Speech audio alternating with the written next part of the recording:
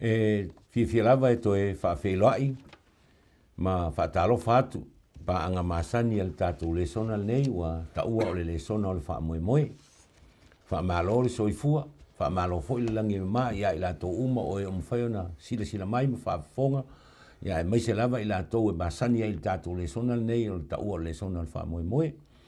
Tātou taunu mai le sona lona sifurma le lua nei, o le nei kuata lona lua nei tau sanga, ia mai wha moe moe, o lo o tau whaafonga msila mai. Ia o le la mātou tau mwhai fo i whaaso atu. Ina me o i ailo mātou loe tu sa marifisoso ni mai o le angang pa ia o le tua. Whai al tātou te talo. Lo mātou tamai o i le langi. Sa uni au auna ma mea whai ngā luenga vai e whaasoa la o fionga. Whaamole mole. Mātou tā pā tuli e te tai lo walofa. La o fio angang pa ia. Se e fio mai. Fe soani mai, au mai ia i mātou le poto ma le whautauta. Ina ia mātou whaasoa ma le manino a ofionga. Ina ia taitaina ma tō sina nisi i la ofio. E saunia mo le langi ma le ola e whaavau. Whaamnuia mai nei whaamoe moe. Ona o Iesu le li i ma le whaola. Amen. Ia, toi whaatalo whatu i alo sunga. Ia onga le tātou le sona. O le tātou le sona lona suma lua nei e taluaina o le tātou teimi e pōpō i o le a tātou wanga i saoloe le tātou le sona. Lau sunga sa mana, tātou le sona o le nei vai aso. O loo wha autuina, wha tuatuanga o le whiangainga. O loo tau mo whai lava le sona e tuli loa. Ia le autu o le tātou le sona e kuata atoa o le wholafolanga. Ia, watu le awanoa e te sauno ai mo le tātou mtua tauloto. Ia mai pai ai upu tomuanga le whaatomuanga o le tātou le sona. A o tātou le anga i atu i vaenga ta itasi o le tātou le sona ma le whaaloalo. Ia, leua vai mai i tātou le sona suma lua lea ia. Ia lea fo i le ia whaawa uinga o vaenga o le tātou susuenga whaatau i le whengenga e whaavau. Amen. Awa e tasi au le autua le tasi o le tātou susuenga atoa o le whengenga e whaavau o le atua. Ia whengenga osila na le atua ma ia lava ia e whaasino ma whaatau ana i lana ia ngā luenga. Amen. Malona whine ngalo tu noa. Awa e le isi se ua le whine ngalo le atua. Le fo isi e tau pule ma le atua. E tu sai ma le tātou iloa leo tātou iloa e nei mai la fionga le atua ma moli mawina i tala whaasol pito. O le laulangi talu mai le fofuanga i le amatanga. Ia so i nā lava la le e taula i ei le whaatonuina o le tātou malama manino le lei. I le whina ngalo leo le atua e tu sai malana fofuanga. E whaaola le tangata mai langa sa le ngata i le tangata. Ia e whapefo i le langi wa leo tātou ilo nei e le amata ia tātou langa sala. Na amata mai le langi langa sala. Amen. Ia lea le whai ufo i le ngā luenga o le fofuanga le atua le whaatanga i le mau lea e whaavai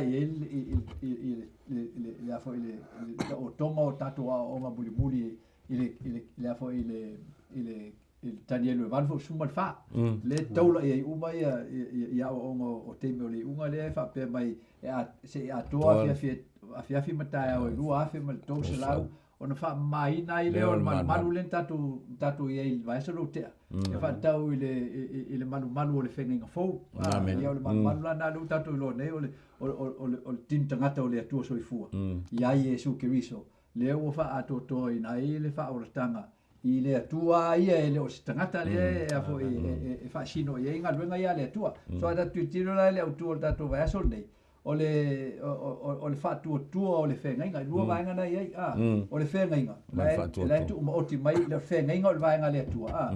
Ia ma le whaatua o le whaatua la o le vaenga tātou. Amen. So le ngaluenga la le atua mai la batanga i tātou suenga lava le whaatawanga i le osi ngā whengainga le atua. Sa unia le atua ma whai le atua mea uma i to tonu o le awheila e o lana whengainga osi. Ina i ati na e nai ma whaatu mau i nai ma wha moe e o waini to te e sa i tangata mai le whaatu tua la lea. Ono i wha vai leo lea o ngā tuspai o le atua e le o si atua i vai. E le mwhai stasi o na vai i le atua ma ola pea. So e le isi si o vai i le atua tu sai ma le fionga le atua i hone mua na o na tali o le na o le o lo il fat o tama le na fiu mai fa mai tama ai le asi so tato vai le tu so me uma e fai le tua i lona fina ngalo tunua e whaalango atoa, whaalango atoa i lunga po a ngelu po tangata. E whaalango mai lunga o le whatutua. E atatu ola i le whaatalanga o le whatutua e peru suma tasi. O le whatutua, o le whaalango le i mea o whaamoe i ai. Ia ma le whaamauninga o mea e le o vaia. So le whatutua ia o le whaavae le o ngā le tua mai lava tanga. Atatu olo la le tatu au tu le tatu te tau whai e whaamatala i le tatu le sona le aso ne. Ia tatu tau sisi la i le vaenga le ngalua le tu e atia e le tuolo tatu whatutua. Wha pefea la na atia e le tuolo tatu whatutua. Na atia e le tuolo tatu whatutua i luno o ana ngā nuenga a toa lava. E a mata mai e whatua so sila mo tatu whe mena mo whatutua pena mo whaalinga ole.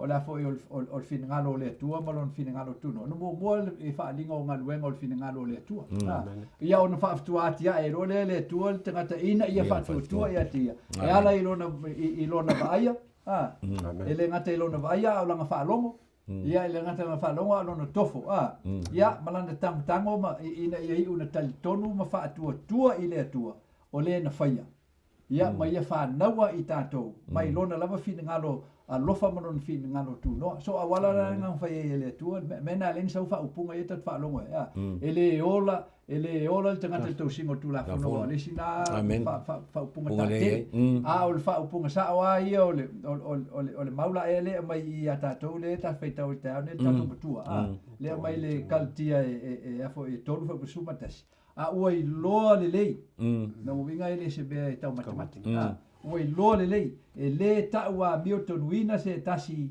i lumo le tua i le tua fono winga le si na miotonu lumo le tua na le tua ela na miotonu e fa mai lo fa o maula ia awa e ola le tangata miotonu i le whaatua so e lua upu e tonu i o le tangata e miotonu ma le tangata e taua miotonuina so o tangata o taua miotonuina o tangata na leo fa mai e ola tangata miotonu i le whaatua fisili o anwhea na ola i tangata miotonu na ola mai le amatanga no whai le tua tangata e lona whaatusa o na ma nava roa le tua ma nava ola le tangata o le tangata lua i tangata na whai le tua na ola i le miotonu wa fo ina o ngatasi mfangalinga le ilo no finangalo mal finangalo le tua ele i fi o mai amen ele i fete na ai no ofi mai lo le ngasal so e o al te milen fa ye tengata ele tua tengata lo no fa tusa o ina na tau a miuton wina ele tua tengata awa ele sha miuton no tengata ai fa tu le tua o ye te o elo ola o e fa ilo fa tusa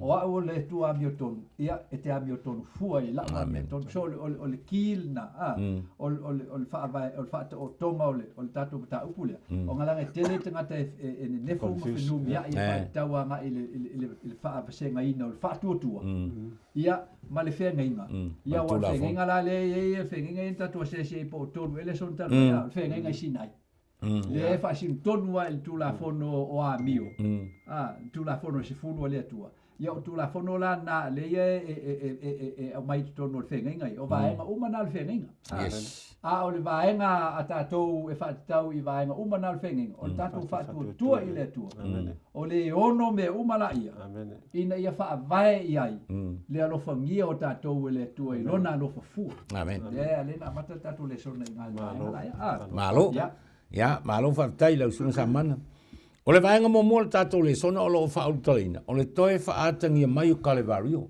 la usuna mtangia e fōlinga mai e iei tangata o le mana tua whato a saul mere ta o le whatua tua e whaoleina le whatua tua le maliwa keriso. E tu sa mal tu spa ia. Na ta uami o le whamen ta uami o tonuina a pero amo ilea. Ilea amatanga ona o lea. Ona o lona whatua tua. Se i au mai sau fina ngalo e. O le alfe so o ta inga o le. O le urtala o le tātou le sona le neiva yaso o le whatua tuanga o le whenga inga male. Toi whaatangia o Kalevari. Amen.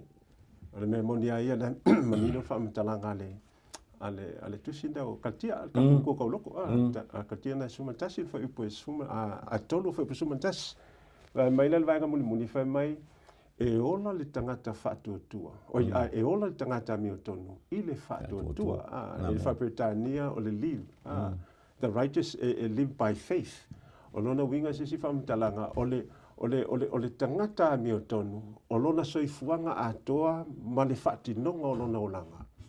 E peis lunga o le tua. E whaia umai lunga le whaatua tua. O lona winga o sisi mea. O a malava me whaia le tangata. E whaia mole atua. E whaia lava i le whātua. E iei ia whenga inga ian tātou tano ina i tātou le sono mawhai. E ta ua le whenga inga tuai. Ia ma le whenga inga fau. Ia whai mai le whaamtalanga le tusio e pelu i tā upoe. Le en whaatama ina le tusio a le afoi le whalfta whai. O le toto manu ma taulanga i whaia toto manu. Ia le whaatama i le maliu Iesu. Ia sa whaia le whatinonga na ma awala i whaola ina i tangata. O whenga ngi tuai. E le whai mai e le tusio e pelu ma tā upoe sifulu whai upoe tolu ma le wha. Ma le whai upoe sumatas. E le ima whaia la mai koko manga o ma whaola ina. Lona winga. E atangia mai i o tangata uma lava le whenga inga tuai. I le whaatinonga na i le whenga inga lena whaatulanga i le tua mo le whaamangalo ina o angsala. E le i whaamangalo ina ai. Ai peita i na lato wa ai le lato whaatinonga lea i le lumanai. I le sātauro. Na lato wa ai mai i le lumanai i le sātauro. Lea na mafu ai o na whaolainga. E ui lava e le i whaolaina le totoa o manu. Ai sa lato wa ai mai i le mata o whaatua tuan nei. Na lato wa ai mai i lumanai i le mea o le awhia le tua e ala i le maliu o lo nalo. Ina ia mawhai ei o na tungiola ma whaolaina. Ia lelai ina ua whaolaina a talia la tanganta ia Iesu e ala i le whaatuatua. E manino lea le whaamitalanga le a mai i le tusi o Roma mta upe tolu anon whai upu e luas ful male tolu. Luas male tolu ma lusu male wha mai a wā ua ngasala tanganta malava. Ma ua le o i le vi inga mai le tua. O le maulea, e le o tautala i le teimi lea le ingi kako. Keimi le condition lea po le face lea o le soifuanga whaleanganga o le tangata. Leo i kako, o lo kaukala i tangata i tua atu o le sātauro. Tangata le atau tele i approachinga le maliu o Iesu. O le condition na sa iei. Sa iei fo i makakou le keimi nga. Nga hanga sala mo kakou le isa vango e mwhai i mwha o le ina tātou. Ia e pita ina uala maliu Iesu. Malatu talia e hala i whātua tua. O le mela alea le nkupu. Ma mele whai upelusu ma le wha. Ua tau wamia tonuina fua i lona alofa tu noa i le tongiola ea. Ke riso Iesu. O lona winga se si wha amitalanga. Ona o le whātua tua lea. Lea ua tau i lantou ua tau wamia tonuina fua. Lona winga e le i o le teimi a vea i lantou matangata amio tonu i tūlanga o le ato toa o le amio. Ai peitai o le teimi la vai tātou tali a Iesu e ala i whātua tua. O le kemi fo ngai ka wami kong winga i matātou. Lona winga sisi wha amatalanga. Ua oko meki lava o ngā fesui a i ele tua e ala i le whātua tua. Lo tātou tangata sala lea. O na o le amio tonu anto toa lo tātou li i whaola. Lea ua mai u whaofua i tātou. Le kaukala i kuso Isaia. Whaofua i tātou. Ona sila mai leo le atua i tangata sala lea ua kawa le amio tonu o Iesu. Ona o lona whātua tua. Ia ona le i loa mai leo tātou tangata sala. Ia a ua fōringa mai kākou unkanga kaua makua a ko koa mapa ia malelei. Ia ona o le silafanga a le tua i le amio tonu lea ua whaofua i tātou i le amio tonu Iesu. Ona o le whātua tua. But ele i uma ina le process o leo langa whaleanganga. Ia e ili sila asangai muli mai. O le tau whai leo le tua. I le whātua tua lava o le tangata. Ina ia mawhai o na ola whaamamaina mwhapa ieina. Ia i le afionga le tua le nganga o le tangata. Ia ke logo le singa mka ukele na e tātou te wawai. Ia e peo nei whaamitalanga ia. E whātatau.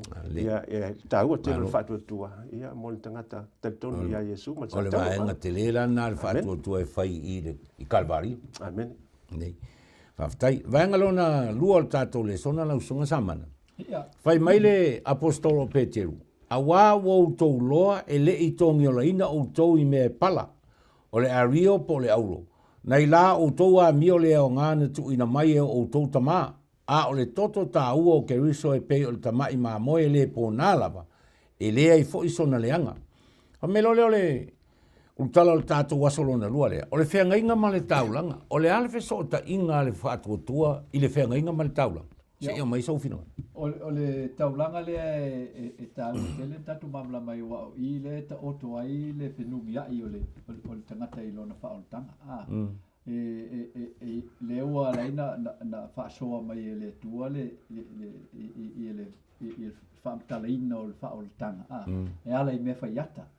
o me faiata la ia mo le taulanga le tau mai pe teru i le whaolaina o tō a Rio po ni auro po ni ia po o isi whaupunga pono po toto po povi ma oti ele o whaolaina o tō i mea la ia o mea la ia e whaasinoa ngā i le ano o lo tō whaolotanga o loo ia Iesu Keriso le ewa mea o le toto Iesu Keriso le ta ua o ke riso pe o le tamai ma moe le po nala va le fo iso na leanga so i dala ta oto ele fa o tanga o le taulanga le tua la veia le en fa ata ya per amo no o fatu ele tu per amo avelo watali e to tashi po tashi alo watali o la tali fo dan fa ele tu ya per amo ave o la tali o fo lang wa le sa tali na fa na mai se ma lo si o per amo ele sa tali na fa na mai ile afo ile mafai fa le tino Abraham le fa na ula tali na o matua te mai Abraham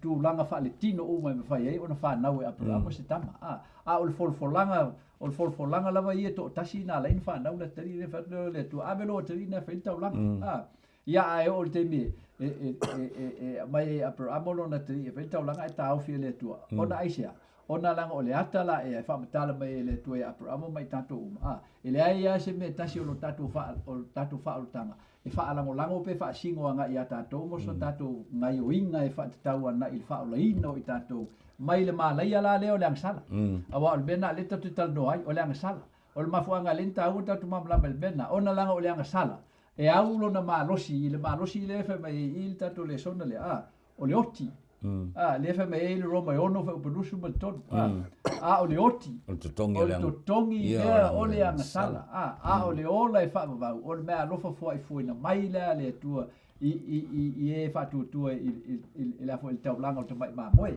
so le o le taulanga la le o le fenga le o si i le tua matato e o si le tua i lon tinu pa ia ele o si le tua ya tato mena le mfai na le mafai le tua fa tanga per amo fa sioti isako o ngala ngai mau el toto o isako ai le fa o le na isa nga sa ele ma nga lo lang sala isako le ma nga lo fo lang sala apelang ele ma nga lo fo isa nga sala stanga te to tas so le na lenta o fi le tua o le atal na o le atal ni o le alu pele o le tua ona o ia to tas ia il tau langa i mafai ona to i ola i lang sala ona langa o le ang sala o le solinga le o le tula fono le tua o le amio tono le tua fa mai o le tongi o lang sala o le oti so ale oti la se siliatu lo na malosi nai lo le ang sala ele mafai ona fa umatia le ang sala ai nala na oti le tua mo le ang Yesu Keriso mo le ang sala tanga ona langa ele siliatu le malosi o le ang sala i nai lo le tua o le langi ma le langi sa no vai me uma lo iai o ia ro iai le pule au me uma e au fiai ma le ang sala ele mafai le ang sala fa to ilalo le tua ele mafai ai o le fai ngai le tua o ana fofoanga le fina ngalo le tu e fa ali mai ni tatu fa tu ia e tatu te loai o le tu e to tasiro o iai uma le ato toanga o le taulanga e fa ola i tatu mai nang sala amen ma lo fa tai ia o tatu te mi fa solo tu vai nga tolu o tatu le sona o le fa tu o Abraham fai mai lor que nese suma lima foi pono o fa tu foi o ia Jehova ona ia ta wami o tonuina mai ele o ia te ia. E folinga mai o tangata le o Abraham o le kanta pito isiri len tau o le tuspa ia le tau pura. O le faatua. Le fo ia fa punga le Abraham o le tamau le au faatua. Se ia mai so fina ngalo mtangia o le atonu wa se ngal buenga ma se ngai uinga na fai Abraham. Na laina ta ua o le ami o tonu le faatua pe o famtalanga le atu so kenesi. Amen. Okay, lo pe ka kum ko loko mai ele ta won tunida se tasi ingal wenga o tu la fono o le upule tu la fono tu spa ia ele tasi se tu la fono o te tala il tu spa ia always I mention my on tu la fono e se o manga la so se tu si lava po so se mta upulo ta wele upu tu la fono e ta wa ta tu malama ia pole atonu tu la fono na te tala ia po te tala tu la fono faiata ceremonial laws ia po te tala ile moral law po tu la fono e se fulo le tua wai o lo manido ile tu sina ole fo i pe ona ye fina o inga fo nei mai te ele ta wa mituluina se tasi ile tu la fono se fulu ia na o fatu tu ia ele o tasi se mau o pe fo linga mai o life te na e fa mtalanga tu ia ele o te na ila le fio ngale tu ai it's testament lele o mala malama o ka ko ile pole ale si o manga o tu la fono na tu tala ia mo taimina fa ia ia o pe la tu sila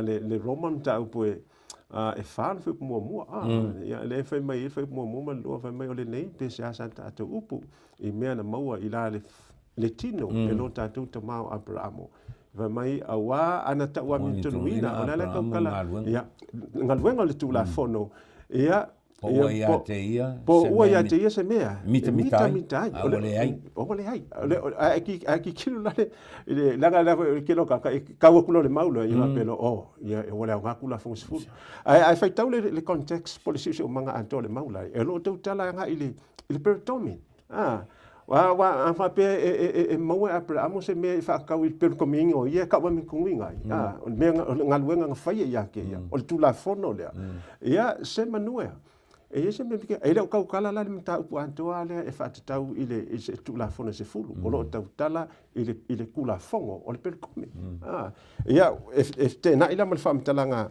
ai foi ale li lo Jacob lo mta upu lu fa upu lu su mal fa ai foi upu mai foi kom upu lu su mal tasi lo fa tawi fa mai ele ita wa mituluina e lo la tu tama o Abraham ingalu o fisili o la ngalu ngale kaukala ye ia ke lo se uma avakule se simang fa mamla mai ina ua avatu e ia o Isaako lona talia ilunga la fata ulanga si ese mama al per come le kaukala ye le fa sa me le mika mai le ta wa mituluina se ese fa nga yoinga le o le avaku Abraham o longa kali o le nga yoinga o le haka o le ola pe fa tua e uskai o le uskai ia fa mai lo la ile fa yupule fa mai fa pulu sulua fa mai e te le ilo ea na ngalu fa tasil fa tua ma na ngalu nga foi wa ato to ile fa tua fa mai fa pulu sufa o le nei wa o to ilo wa ta wa mintuina le tangata ingaluenga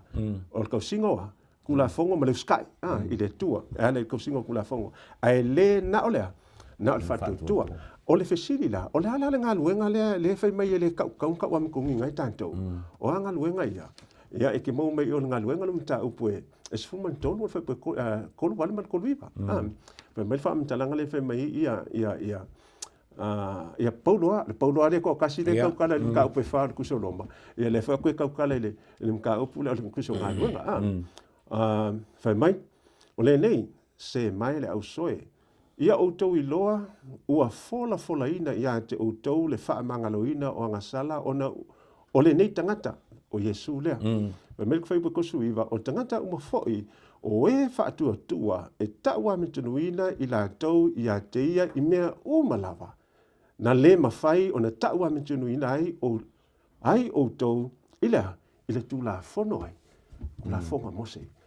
O le mea mongi aia, ele ima whain ka wami kongin kako, o le kula fongo le kaukalai, o kula fongo mose, kula fongo whaiaka, kula fongo iang whaata ili malio Yesu, wa o le mea ngā, o le mea whaiata, o le fulfillment ngā, po le whaakaungu unga ngā, akoa, o le mele ngā whaiaka, ele ima whainan ka wami tunuina i se kula fongo whaiaka, ai ua ngā o le whaatutua, e ala ia Yesu, ia akoa ai maleu skai, ia e ala e le uskai i le kausinga o polo inga matula fono ai ane tua lo no winga le ala manino mai o le whakua le wala i on ka wa mikonginga ia Abraham e le nga o se whakua wa mangingo le whamkalanga ai foi ale li leo Jacopo e le whai upusu fa mai e mate fa mai e le mawhai o nga whaola i whatutua ia lava nga uia e au ngō mangaluenga fa mai whai upusu fiku fa mai e mate whatutua ia mai le mawhai o ngā luko kas ia asili o nga makanga e ke mau fai punga suru maliwa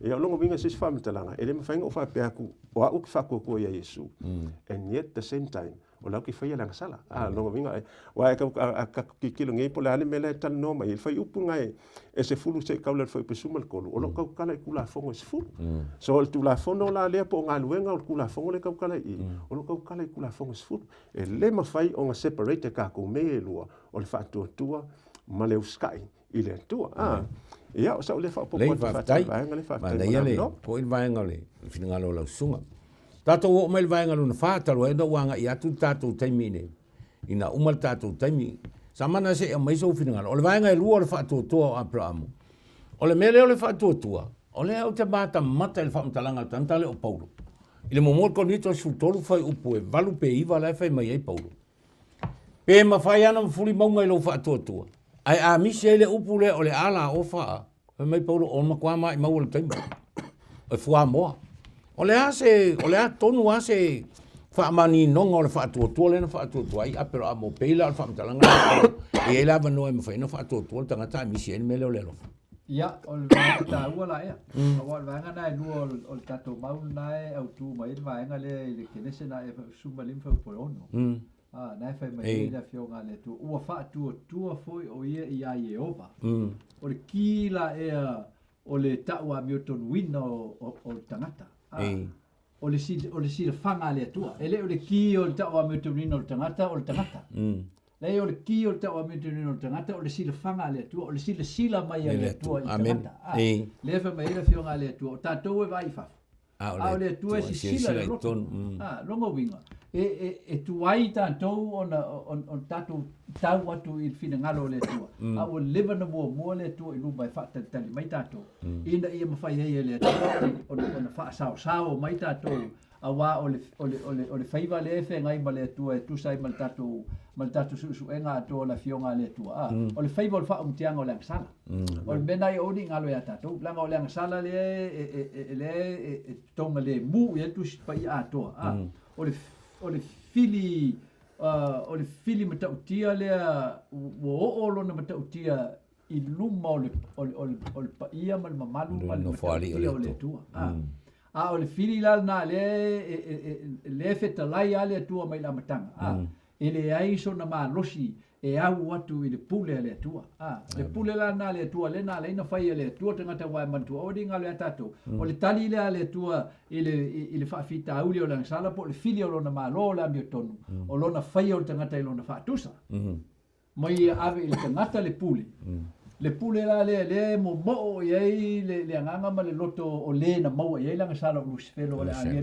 o le angelu pito sili ona ato to ye me umo foanga le tua o le ato toanga umo le poto o le atamai o le mata mo fio le au le o bele le umo faina ma fa ye na foa i uma le tua i le angelu le e rupi no tu i lumo o le no foali o le tua ai na o ia te ia na mau ia lang sala ono o le tau tia o le malosi o le sala i la na ngaluenga e fa sanga na i le tua mo no finingalo tu noa le na leina lo fafua le tua ma fai me uma lo lava finingalo o le mena na le mana o le tua ia manino le i ana ngaluenga o le fofuanga ia i lo uma e ola ese po au le langi angelu po le tangata na fai le tua no fa tu se le langi ia awani o la to ne nefu o le lofa fua o le tua na laina fai le tua me uma mafua i mai le tua me uma ta to o lo singa fe nginga le tua na amate na fa manuia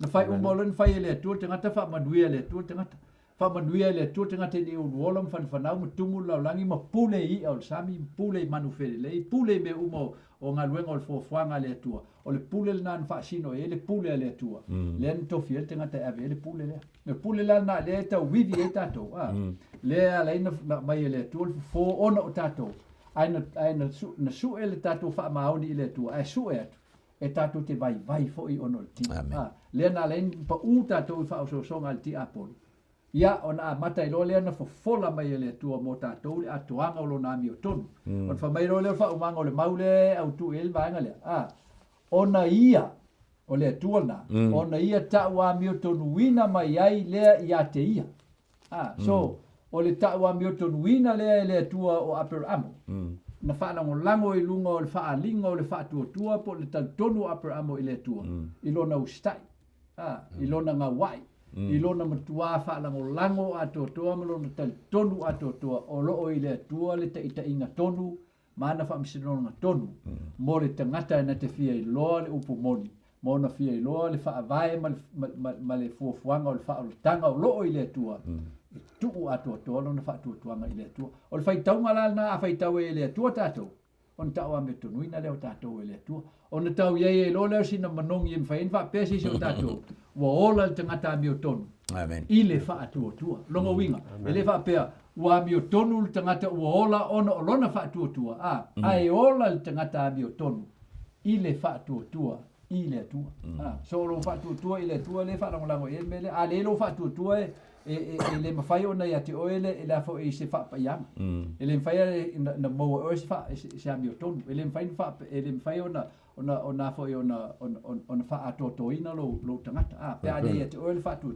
pen fa me peter ale se fa tu ele mafai ona fi mai oi absolutely so on tu langa la na le ya lo na fa vai la na le ta ula matanga ole lo fa ile amen o tatu lo e tatu a lo fa ile tu la na mo ia lo fa mai le tu ya tatu te tatu lo le tu na tatu lo le tu lo fa fu mai le tu mona mai ya tatu lola mona fo mai ya tatu me uma tatu te mana o mia o mai le so ele se me o me na na fa ile sala na besi o le ai tu mau e o la tatu ile lo fa ile tu ma fa tu mo stai ile te fa tai amen ala sum tangya ona e masalo pe o mai sau no nga fai o tau lunga tatu le sona masalo pe to lua tatu minute e toe mi alvanga mul tatu le sona sau no fai wai malo longa i lunga o folanga o le vanga mul tatu le sona ya se o mai so fina ngalo tau lunga tatu le sona nei tai amen fa tai ke longa le kasis folanga mai ko le fionga le tu tau ona tatu mapu atu ia ele le taua ia o le si fofulanga le maua i le salamu le tausu ma le faa alun fai upe walu. Fa mai nā tofo ia outou, mai outou i loa i le lei iova. Amu ia lava li tangata o lea, fa tuatua ia te ia. O le fofulanga mo le tangata nā te le i whakasi o ngā approachinga le sa kaulo Yesu. A lea u wha i loa mai le fofulanga, kofo iai. O ngā e loa la ia le kofo fafia, wha kua iai le mea uma o ngā saungia makapenga le tua mo tātou. Inga ia mawhai o na whaamanuia le atua. O lesi mea le so le maunai sa o mātai o na mita pasuma le tasi o na whai upe los fulu ma le valu. Si o le tos fulu fa mai ia outou o mai ia jau o outou uma o e tinga ina mafti ia venga. O hao fo ia malolo ai outou. Whai pelusu ma le iwa ia outou wamo la wamo. Ma ia outou a wha o ia jau a o au le ang manu ma le loto maulalo. Ona maua le o tau le malolonga mo o tua nganga. Aisea, a wā e awengo fia la wamo, o lau awengo foi, e mama ia, tau ia. Le ngaka ia kako kalia Yesu, sas kei mila kako kalia Yesu, o mafu anga lenge, on ka ua mitonu wina fua i tātou. E ala i le whātou tua. Aisea, ele i o kako i le makua e kako ke ave i tātou mitangata me tonu, ai whai mele whaamitananga mei i. Le ngaka ia kako wamo, le ngaka, kei mila kako kalia Yesu, a makalon kako wha o ia kia. Whaao o ngā ambola ngā mo. Ia makaku whaao o ila ngā mio o leang malu, maloto maulano. Ia o wha malolo ina leo tātou, ma whātu mawina i tātou. Ia o sau lea koe whaopopoatu ai whātou vaenga lea o na o le tātou taimi ai whaftai. Alo, whaftai. Ia, o le tātou le sona na, le au whafongai, ma le au mai moa le nei tai au. Ia o le tātou le sona na, o le nei vai aso. Wha malulua te foi, ma watu malu i puenga. Ia pe a whai o le ase le ato au aune le whaasoino le fio ngā le atua. Wha moe le ngāngo le atua. Ia na mamori au tau whina ngalo mo tātou loto. Le tā ua o ana fionga. Al tātou le sona whai mai upumuli mulia. E ala ili salamoa ma le whaatua. Tātou te talia ai ke riso. O na pau ale o le awala. E ta ua mi o tunuina ai tātou luma o le sila whanga le atua. Ia wha mnuia mai le atua le tātou le sona. Le au whai le tātou talu whai. Malo whaaftai lo mātou utua i lo whesoso ni mai. Mātou langona i nālo mātou whaatau waa ma le mātou vai. Ai mātou talitonu. Le li ia i lo walofa tunoa. E whaatoi nā i lo mātou vai. Whaamatala loto lau fio nganga pa ia. I whina ngalo ma whaamoe o tangata.